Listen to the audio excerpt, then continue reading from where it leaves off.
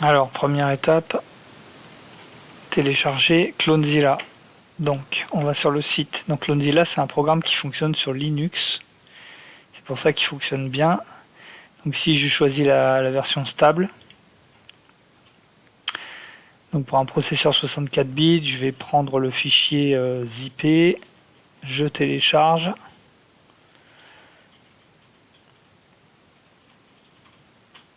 Ici, télécharger.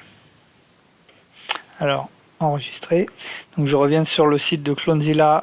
Ici, il me dit que si je veux utiliser Clonezilla, il faut que je lise donc la documentation qui permet de créer un CD bootable ou une clé USB bootable de Clonezilla, parce que c'est un système d'exploitation en fait à part. Enfin, c'est un mini système d'exploitation qui permet de faire du clonage. Donc je vais sur cette page.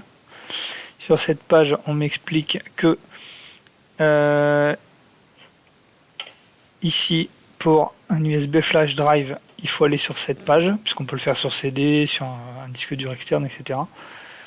Et sur cette page, donc, on m'explique qu'il y a plusieurs méthodes. Donc la méthode que je conseille, moi, c'est TuxBoot. Donc TuxBoot, c'est un petit utilitaire pour créer la clé bootable de Clonezilla. Donc download, hop, télécharger TuxBoot. C'est tout petit.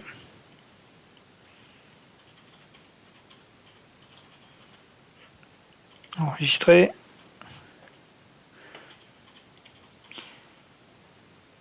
Je suis en train de télécharger 2 fois Clonezilla. Voilà, donc je lance TuxBoot. TuxBoot, ici, il me propose de créer une clé USB bootable à partir d'une version de Clonezilla qui est en ligne. Moi, j'ai pas besoin parce que je l'ai déjà téléchargé. Donc, je clique ici sur préalablement télécharger.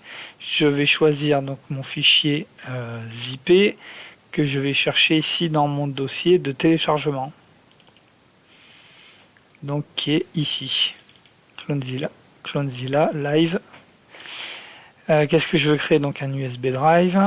Sur quel périphérique USB? Donc je vais bien vérifier que ma clé USB ce soit le disque amovible D. Voilà, c'est bien ça. Donc sur le disque D, OK.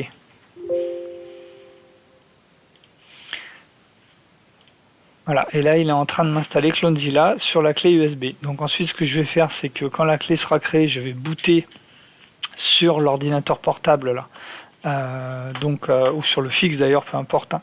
Je vais booter mon ordinateur sur cette clé USB, c'est-à-dire que là mon disque Windows il sert plus à rien.